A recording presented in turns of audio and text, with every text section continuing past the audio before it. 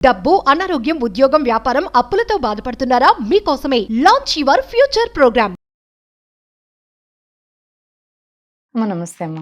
నమస్తే అమ్మా. అమ్మ అంటే అంటుంటారు కదా, ఒక రిలేషన్షిప్లో కొంచెమన్నా అంటే ఎంత ప్రైవసీ ఎంతో మనకి ఓపెన్గా ఉన్నా కానీ కొన్ని సీక్రెట్స్ మెయింటైన్ చేయాలి అని అంటూ ఉంటారు. మరి అది అవును. ఎంతవరకు నిజం అనేది మీరే చెప్పాలి. అవును. ఒక ఈ విషయంలోనే మనకంటే భార్య ఒక భర్త నుంచి ఎలాంటివి ఐ మీన్ లైక్ ఎలాంటి జాగ్రత్తలు తీసుకుని ఎలా దాచొచ్చు అంటారు? అంటే ఏమైనా చేయకూడనివి కానీ చెప్పకూడనివి కానీ ఉన్నాయంటారా భర్త నుంచి కూడా? మొన్న సంక్రాంతికి వస్తున్నాం సినిమా ఉంది, అందులో వాడు ఏం చెప్తాడంటే లవ్ స్టోరీస్ పెళ్లికి ముందు నీకు ఏదైనా లవ్ స్టోరీ ఉన్నా పెళ్లి అయిన తర్వాత భార్యతో షేర్ చేసుకోకూడదు. చేయకూడదు అంటారా? అది ఎంత క్లోజ్ గా ఉన్నా ఎంత ఫ్రెండ్లీగా ఉన్నా సరే ఆ తర్వాత నీ కొంపలు అంటుకుంటాయి. అవును. అలాగా కొంత సీక్రెసీ అవసరం. ఆయన నమ్ముతాడు అనుకున్నాను, ఆయన నమ్మలేదు అంటే ఆ తర్వాత వాళ్ళ సంసారం అంతా నరకమే కదా. అదొకటి. రెండోది ఏంటంటే భార్య ముఖ్యంగా భర్తకు కంప్లీట్ వ్యవస్థగా కనిపించకూడదు, నేకెడ్గా కనిపించకూడదు. ఎందుకంటే అలాగా ఆడదానిలో అందం అందకుండా ఉన్నప్పుడే ఉంటుంది, కానీ పూర్తిగా విప్పి చూపించినప్పుడు అది అందం కాదు, అది చివరికి వాడికి విరక్తి పుట్టే పరిస్థితి వస్తుంది. అందుచేత ఎప్పుడు కూడా గుంభనం ఉండాలి, కొంత రహస్యం ఉండాలి. అందనట్టు ఉండాల్సిందే తప్ప అందం అనేది పూర్తిగా విచ్చలవిడిగా కనపడేది కాదు. అది చాలా జాగ్రత్తగా ఉండాలి. అలాంటి పరిస్థితి వాళ్ళు కోరుకున్నా కూడా మనం అలా అయితే ఆయనకి ఇష్టం మనం ఇంకొక కారణమో లేదా ఆయనకి ఇష్టం కలిగేలాగా మనం బిహేవ్ చేద్దామనో ఆయనకి ఇంట్రెస్ట్ పుడుతుందనో వీళ్ళు ఇలా కనిపిస్తే ఒకసారి రెండు సార్లు ఆయన బాగానే ఉంటుంది, మూడోసారి ఇంకా ఆమె ఎలా చూసినా కూడా ఆయనకి ఇంట్రెస్ట్ అనేది రాదు, అంటే బోర్ అయిపోతుంది. అందుకని ఆడదాని అందం ఎప్పుడు కూడా అందకుండా ఉండడంలో ఉంటుంది, కానీ పూర్తిగా అందించడంలో ఉండదు, పూర్తిగా చూపించడంలో కూడా ఉండదు. అది ముఖ్యంగా స్త్రీలు తెలుసుకోవాల్సిన విషయం.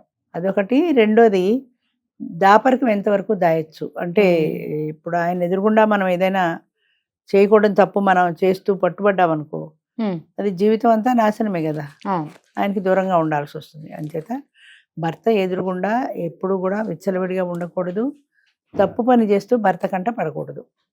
పడితే సంసారం నాశనమే కదా.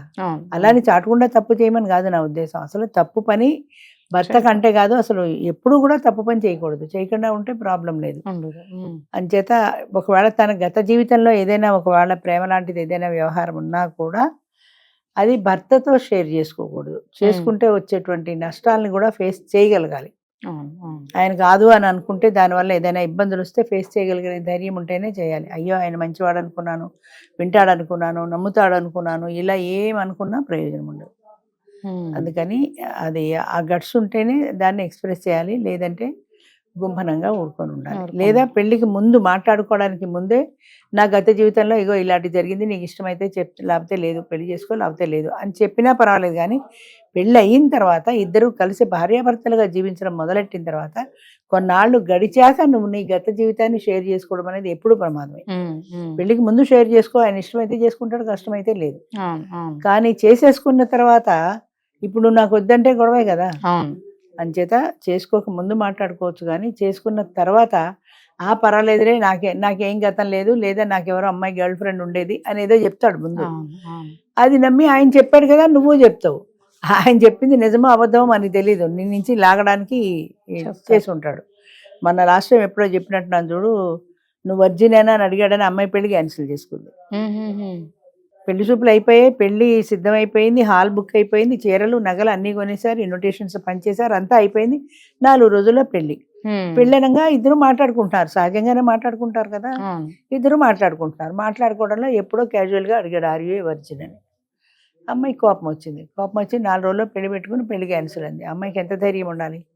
పెళ్లి క్యాన్సిల్ అయిందంటే బంధువులు ఏమనుకుంటారు, వచ్చిన వాళ్ళు ఏమనుకుంటారు, కాబోయే వాళ్ళు ఏమనుకుంటారు, తల్లిదండ్రులు ఏమనుకుంటారు. తల్లిదండ్రులు కూడా అమ్మాయి మాటకి విలువిచ్చి మా అమ్మాయికి ఇష్టం లేకపోతే మేము పెళ్లి చేయము, క్యాన్సిల్ అనేసారు అంతే.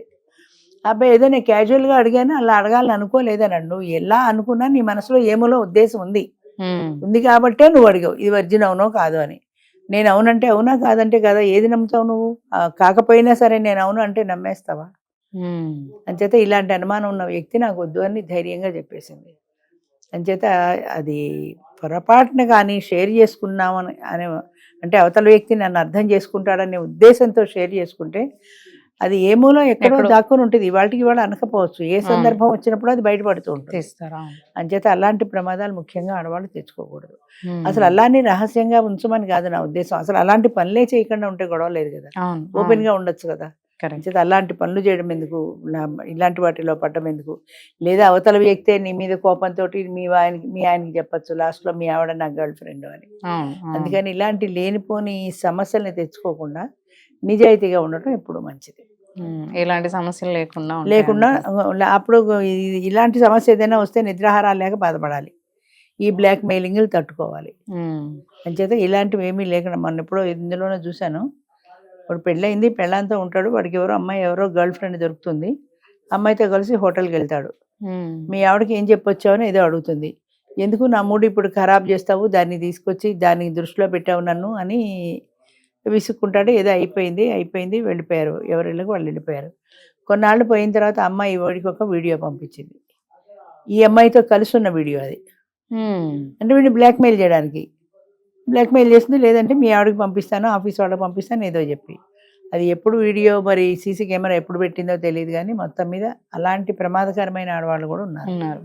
అంచేత ఎప్పుడైనా సరే ఆడైనా మగైనా కూడా నిజాయితీగా ఉండడం అనేది ఎప్పుడు సేఫ్ సైడ్, ఎప్పుడు మంచిది. అది అవును, కొంచెం ఈ జాగ్రత్తలు పడాలి అని అంటారు. ఎంత తప్పనిసరిగా. సీక్రెసీ అంటే లైక్ ఎంత ఓపెన్ గా తప్పనిసరిగా. మాట్లాడినా కానీ కొన్ని వాళ్ళకు విషయాలు కూడా అనేవి- మనశ్శాంతి ఉండదు, కొన్ని విషయాలు బయటపడతాయేమో అనే భయంతో ఉంటారు చాలా అవును, సంవత్సరాలు. అవును. తెలుస్తుందేమో, వాడు చెప్తాడేమో, వీడు చెప్తాడేమో, ఎవరి ద్వారా, లేదా ఫోటోలు తీసుకున్నామో ఆ ఫోటోలు పంపిస్తాడేమో, ఆ లవ్ లెటర్స్ పంపిస్తాడేమో అనే భయాలు ఉంటాయి కదా. ఆ భయాలతో పూర్తి స్వేచ్ఛగా భర్తతో కలిసి ఉండలేరు వాళ్ళు కూడా. అంచేత ముందే జాగ్రత్తగా ఉంటే ఇలాంటి భయాలు లేకుండా ఉండాలి. Thank you. థ్యాంక్ యూ అమ్మా.